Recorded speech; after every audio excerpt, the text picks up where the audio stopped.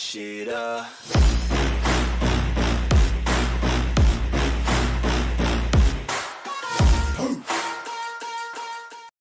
What is your profession?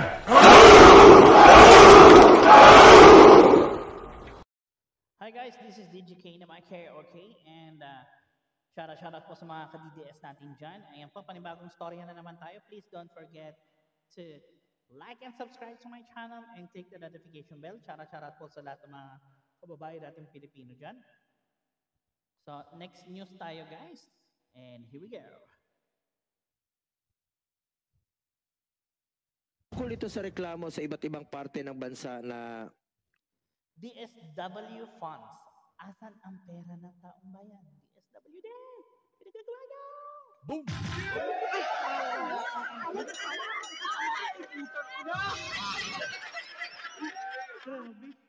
Grabe yung corruption. Pati pera ng taong bayan. What is this, man? Naiulat nga pong nai-hold no at pinatigil ang ng DSWD ang AIX payout.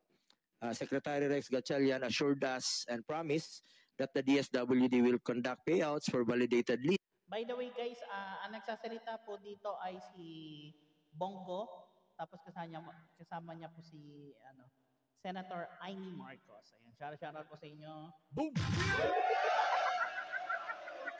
List of qualified beneficiaries that need assistance. Madam Chair, karamihan po sa mga nasalanta ng bagyong Egay at iba pang kalamidad, no? Marami dito, mga sunog rin po. At alam po ng ating Crisis Intervention Division Chief niyan, Director Edwin Morata. At ang kadalasan dito ay mga indigent na nangangailangan talaga ng agarang tulong. Ang sinabi ni Secretary Gatchalian, just submit the list and the DSWD will pay them out. Nakapagsumiti na po ang mga LGUs ng listahan ng beneficiaries. Yung iba po ay na-validate na, pero hanggang ngayon karamihan pa rin po ay hindi na-pay out. Ano ba ang plano niyo po dito? Ilang beses na natin pinapollow up. Hindi ko alam kung bakit kailangan magmakaawa ang mga beneficiaryo na makatanggap ng... Yan ang masaklap, no? Boom! Nagmakaawa yung mga beneficiary people, no? Grabe. Tulong mula sa DSWD. Mandato naman ito ng DSWD na tulungan po ang in-crisis at mga nangangailangan. Mandato po ng DSWD na tumulong ng walang pili. Kaya nga po nating tinawag itong AIX, Assistance to Individuals in Crisis Situation. Similarly, Madam Chair, I have previously raised that there are LGUs which submitted lists of individuals needing assistance, but until now, the DSWD failed to validate the list. Nagbigay rin po ang DSWD ng deadline at nakapag-submit naman po ang mga LGUs ng listahan ng kanilang mga beneficiaries. Kailan ho ba ito bibigyan ng ayuda mula sa AIX ang listahan ng qualified beneficiaries na naisumite naman sa inyo sa deadline na kayo mismo ang nag-set? Madam Chair, ako po'y kadalasan na tumutulong po sa ating mga mahirap nating kababayan. Nagbibigay po ako ng aking counterpart mismo dito, no? Personal ko ito. Hindi po ito mula sa DSWD, yung mga grocery packs, akin po yan, pagkain, pinapamerienda ko sila, pananghalian, vitamins, mga face mask. Inantok ako, sorry kasi Boom! mainit tapos biglang lamig, alam niyo yun guys. At gusto ko talagang tulungan sila yung mga naging biktima ng sunog, lindol, putok ng bulkan, buhawi, at iba pang disaster. At Madam Chair, napag-alaman ko lang po na pinagbabawalan po ng DSWD na banggitin po ang aking pangalan. May tanong lang po ako dito sa ating Regional Director to Maria Angela Gupalan. Go ka pala, ma'am. Go ka rin pala. Ating field office. May tanong lang po ako sa inyo. Unang-una, totoo ba ito na bawal po banggitin ang aking pangalan, pero sa ibang politiko, hindi po bawal? Senator, you're under oath po, You're under oath.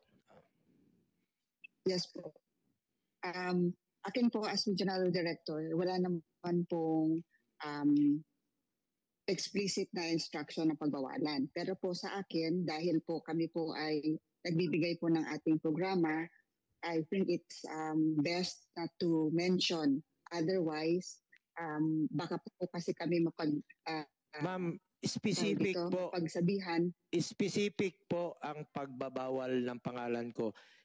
Bawal banggitin ang pangalan. Sa totoo lang po, hindi nyo na kailangan banggitin ang pangalan ko. Pero sana naman, maging pantay naman kayo. Eh kung yung ibang pangalan pwedeng banggitin, bakit pangalan ko lang hindi pwedeng banggitin? Senator, wala po kung naalala na may explicit instruction na Yan, shoutout po sa iyo ate. Nagtatanong lang po siya, bakit po yung pangalan niya hindi pwedeng pero yung iba, special treatment kumbaga. Boom! Yun yung tanong. Hindi ba pwedeng pantay-pantay lahat? Boom! Or sadyang palakasan lang talaga? Boom! parang yung sa inyo lang pong pangalan. Sigurado po kayo? How about sa Alaminos? Wala kayong inutusan sa Alaminos? Empleyado nyo po sa DSWD sa Alaminos. Wala kayong inutusan doon? Hindi kayo nag-conduct ng briefing na bawal banggitin yung pangalan ko? Ma'am, hindi nyo kailangan banggitin yung pangalan ko. Hindi ko po kailangan. Hindi ko po kailangan yan. Sabihin nyo lang po sa kanila, tulong po ito mula sa gobyerno. Tulong po ito sa mga mahirap. Huwag lang po tayong maging selective, ma'am. Huwag nyo pong haluan ng politika. Sa totoo lang po, ito pang pangalan. Yari kayo. Boom! Boom! Huli kayo. Mga ing talaga itong mga DSWD na to. Dalawa. Bakit bawal akong pumunta? Bakit yung ibang politiko hindi bawal pumunta? Ay, tanong ko lang, bakit bawal akong pumunta? Bakit si Senator Amy, our chairperson, pwedeng pumunta? Kasi sexy daw. Boom! Sexy daw si... Boom! Joke lang po Kailangan masyado naman kasi tayo seryoso guys Kailangan lagyan din natin ng joke. Okay, sagot. You're under oath.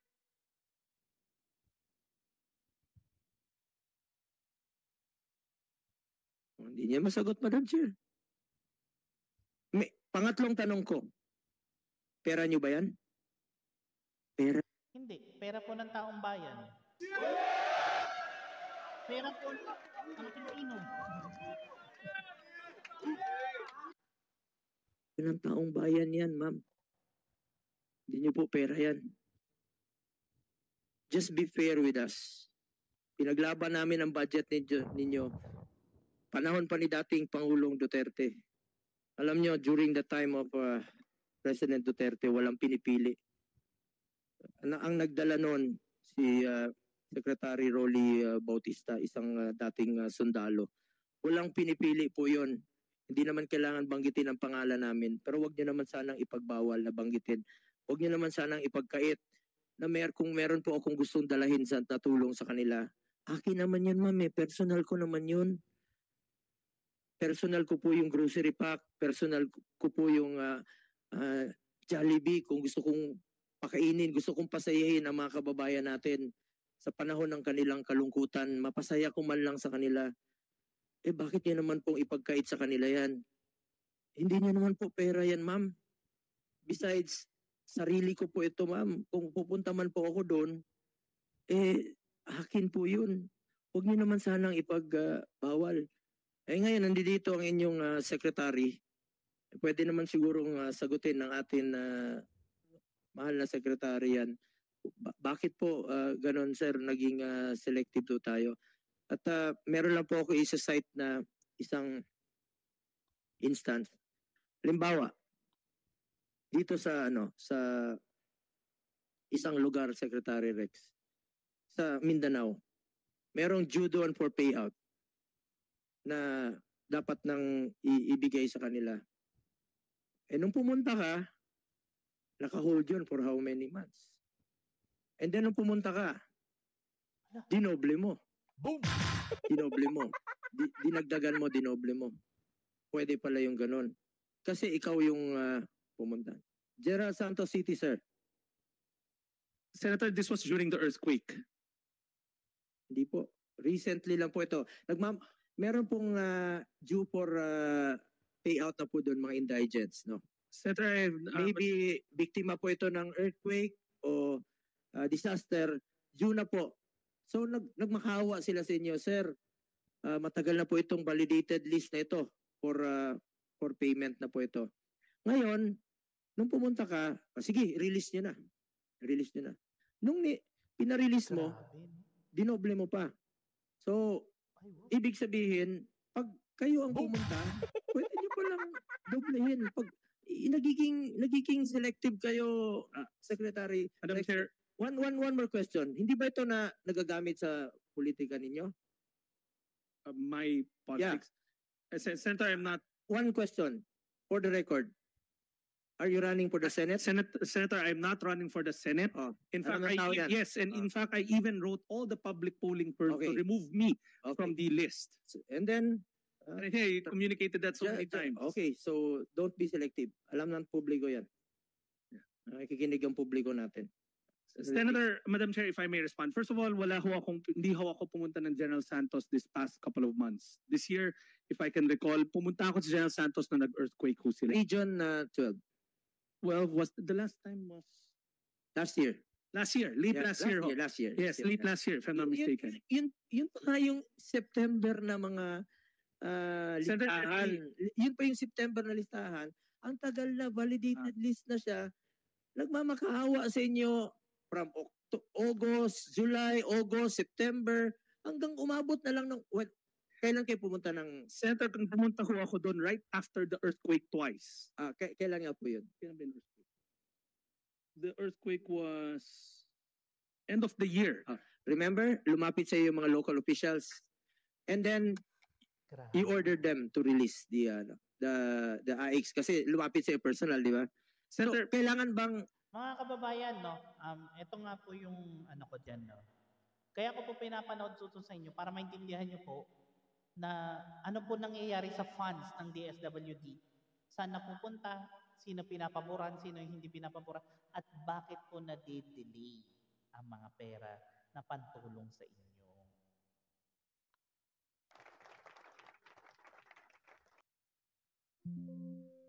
lumapit sa iyo personal? no, Senator, let me just qualify ho. Lahat ho ng binigay niyo na list sa amin, we're vetting it one by one. And we've already given you assurance that we will release it, all the list that you gave us.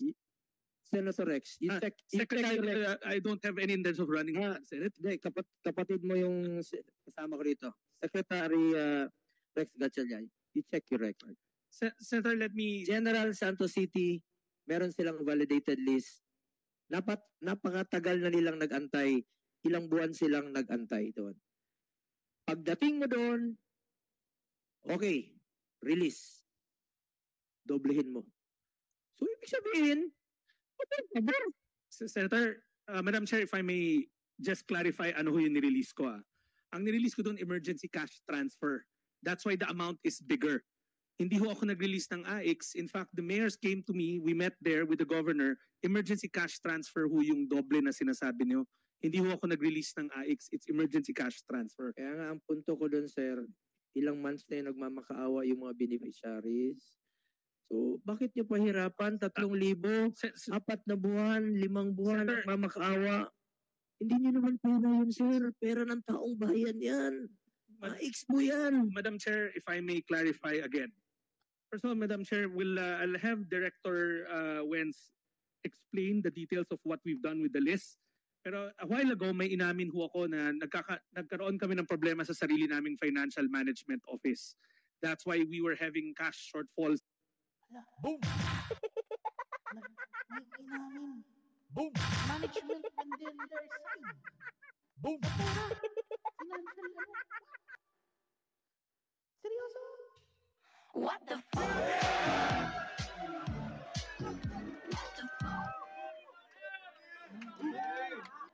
Kakatakot to In some of our regions. NCR, and we have addressed that. Aminado ho kami, there were delays to the commitment to the senator, but we have all intentions of paying those lists that have been vetted and clarified, that have been checked already. But ako, I put my admission that na-delay yung iba because of what I admitted a while ago. We found out that meron kaming late submission sa DBM ng aming cash requirements. But we assure you that in the second quarter, we will clean that list. Sir, 4 months, 5 months nag-antay yung beneficiaries. 3,000 yung matatanggap nila, pero nag-antay sila ng 5 buwan. Kailangan pa ba nilang antayin na maglindol sa lugar nila bago nyo i-release? Sen, O hindi kailangan pa ba nilang pumunta ka doon bago nila i-release? Alam mo, to Director Marie Angela Gupalan, alam niyo ma'am, sa panahon ni dating Pangulong Duterte, walang pinipiling pagtulong noon, no? Kung kailangan ng social amelioration program, pinapahanap niya, kinokontak niya ang LGUs, dapat walang duplication, walang iiyak na walang mabibigyan. Walang pilian, walang halong politika yan. Lalong-lalo na po sa panahon ng pandemya. Makakatanggap ng ayuda. Tama. Yun yung pagkakaiba na sinasabi ko sa inyo guys ni Tatay Digong sa administrasyon ni PABBM. Walang-wala. Ang layo sa katotohanan. Tingnan nyo. Lahat ng korupsyon, lahat ng kabalbalan, katamaran. Pero nung kapanahon ng Tatay Digong, takot sila. Takot silang hindi sumunod. Why? It's not about the power eh. Yung obligasyon. Sinasabi ni Tatay Digong na gawin mo yung obligasyon mo, okay tayo. Pero kung corrupt ka at pasaway ka, go. Go out from my office. Ika nga, di ba? Walang politika noon. Alam ni Senator Amy yan. Dahil siya po ang chairperson ng social justice nung panahong yon. At ma'am, kahit na si Ma'am Amy, meron po siyang kanyang sariling initiatives or amendments. Kung ano po yung kanyang gustong patulungan at ng mga lugar, panahon ni Pangulong Duterte, walang bawal sa kay Senator Marcos. Lahat po ay pantay-pantay. Walang bawal kay Senator Joel Villanueva. Walang bawal kay Senator Angara. Walang bawal kahit kay Senator Hontiveros noong panahon yun. Binibigay po sa kanila dahil tulong po ito sa mga mahirap nating kababayan. Alam po yan ni Senator Amy. Even during the last few months ng administration ni Pangulong Duterte, lahat ng ni-request ni Senator Amy Marcos, ni-release po ng administrasyon ni Pangulong Duterte. Bakit ngayon pinipili? Kasi tulong yun sa mga mahirap. Secrex, wag niyong gamitin tong opisina niyo sa politika kung may plano ka pa sa politika.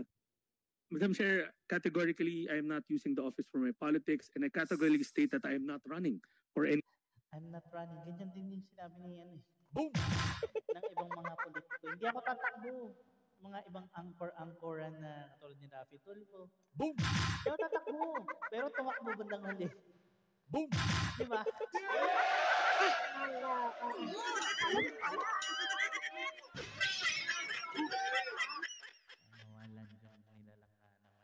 Position this coming election. That's for the record. Kailang election?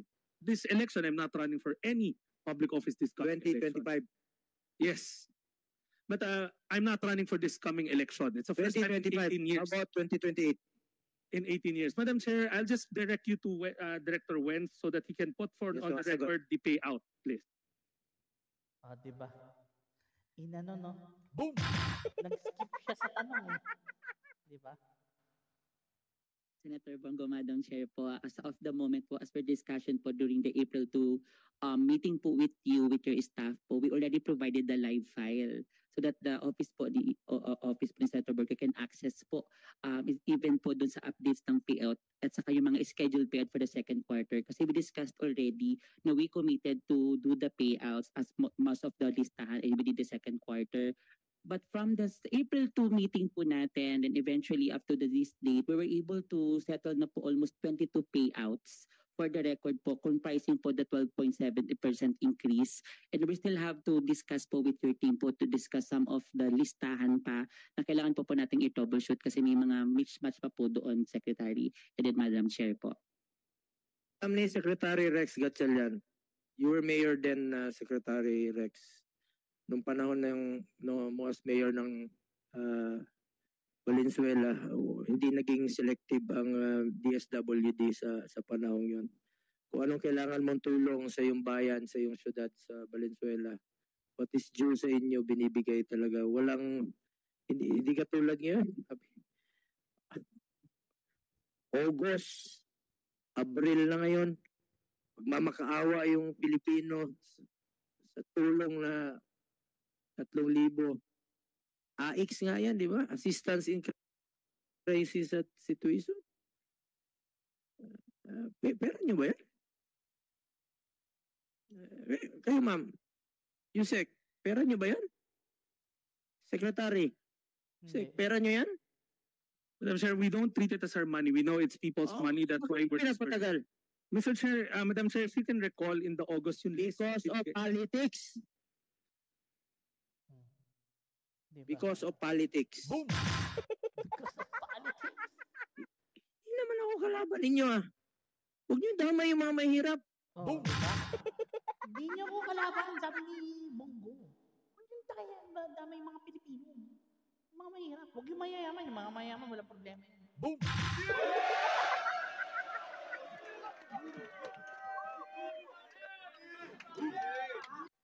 Alam ni Senator Amy yan. Panahon ni Senator Amy, siya yung chairperson.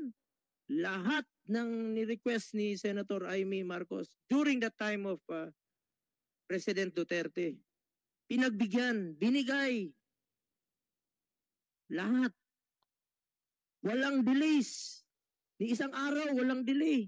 Oh, diba? Anong sinabi ni Senator Amy noon, even during the last few months of President Duterte's administration? Binigay. Check your records. You may check. Oh, diba? Galing ni Tatay Digong, no? One of the best.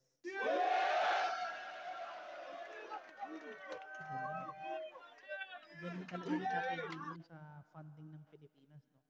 He really used it in a good term, in a good way to help the Filipino people.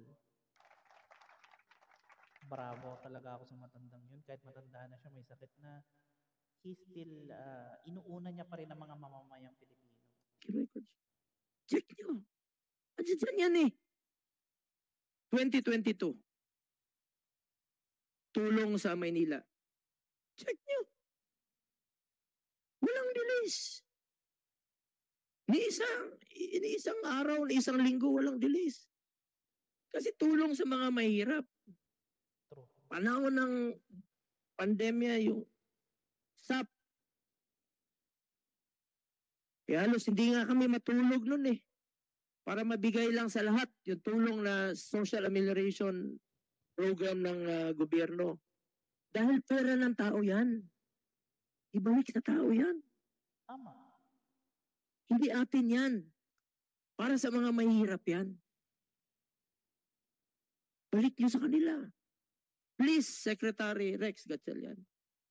Senator, we have no intentions of withholding. In fact, last year, if you look at our disbursement rate and our obligation rate, nagamit po lahat yan. Alam nyo, I assure you that we will make sure, Madam Chair, that ang nangyayari ngayon, sasabihin nyo, walang pera, walang cash. Sa lahat na nakikinig na DSWD Regional Director, yun naman ang uniform answer niyo, di ba? Walang cash.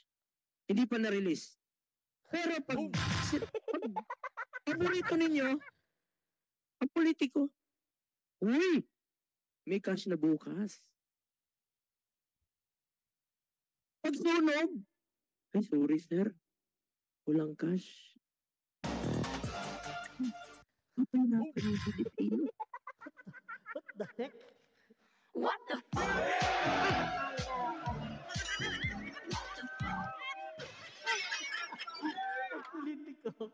Politiko. Oh my gosh. May cash assistant agad. Pero pag normal na Pilipino, sir, wala ho eh. Sorry ah. Boom! No. Mafi, we don't have the money, you know. Boom! What to do, baby? Ay, putang ina! Grabe. Nasunugan na nga, back to zero. Walang pambili.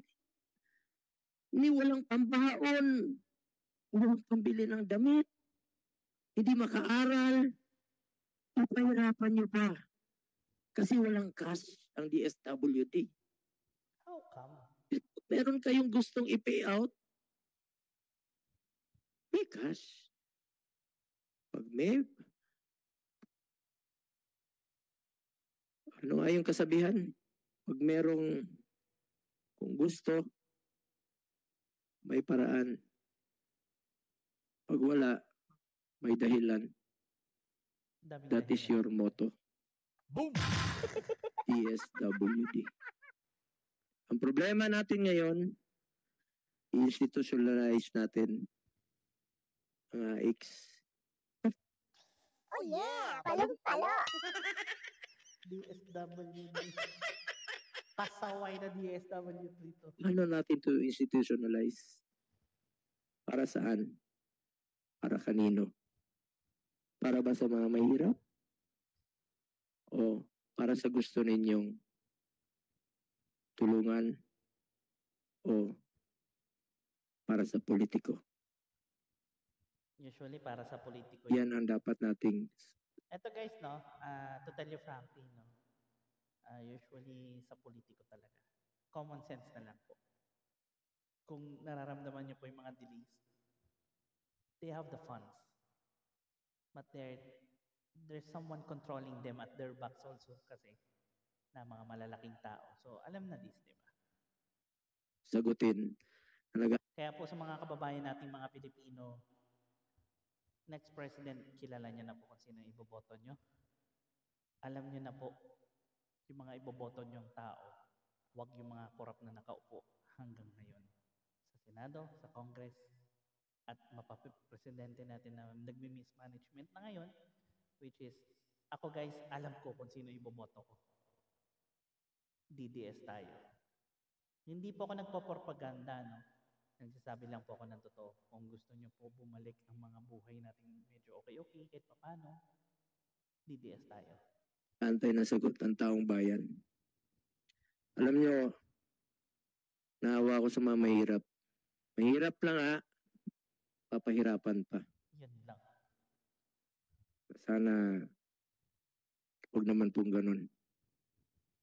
Kaya tayo narito para isabatas ito, institutionalize ito. Pero kung isa sa batas lang natin ito, hindi yung mga mahirap ang mga kinabang.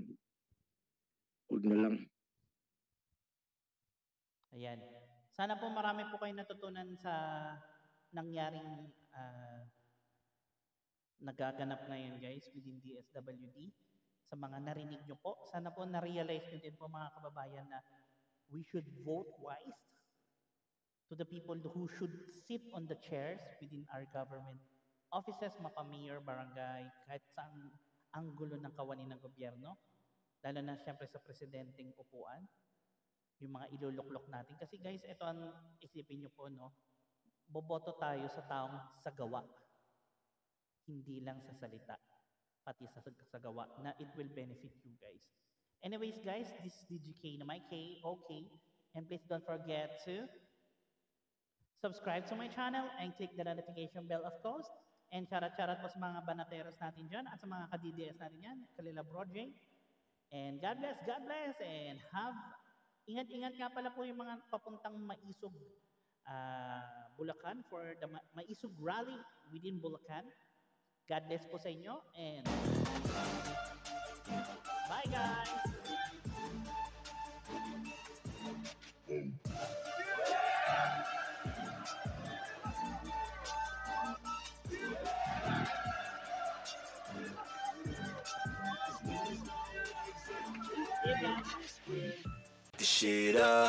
What is your profession?